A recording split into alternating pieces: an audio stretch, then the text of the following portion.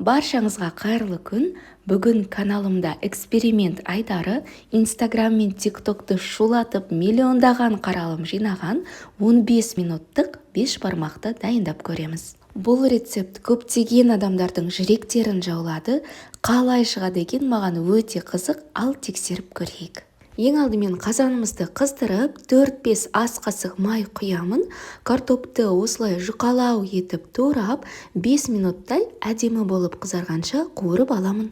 Негізі картоп қосу міндетті емес, бірден бұқтырылған етті қазанға құйып, ешқандай май құймай, үстінен пияз салып, ары қарай дайындай берсеңіз болады. Меніңше картоп қосқан дәмдірек және тойымдырақ болады. Картопымыздың үстінен бір үлкен пиязымызды қосып, 2 минуттай қуырып алдық.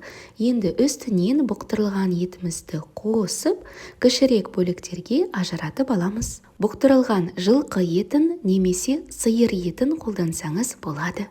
Картопымыз батқанша қайнаған су құямыз, дәміне қарай тұз, қара бұрыш қосамыз. Қазанымыздың бетін жауып, 5 минуттай баяу отта бұқтырамыз.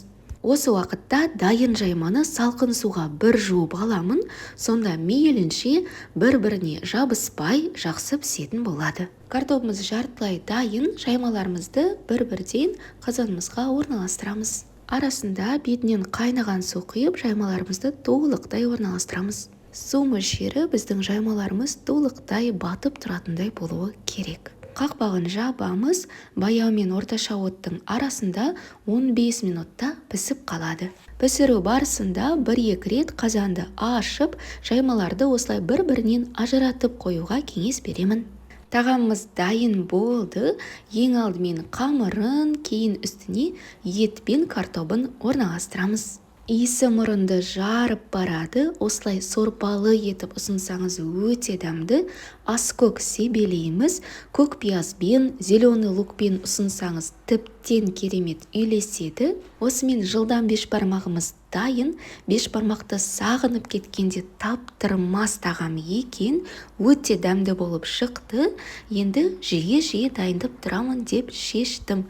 Сіздер де міндетті түрде дайындап көріңіздер. Лайк басып пікір қалдырыңыз, каналға тіркеліңіз. Амандықта жүздескенше.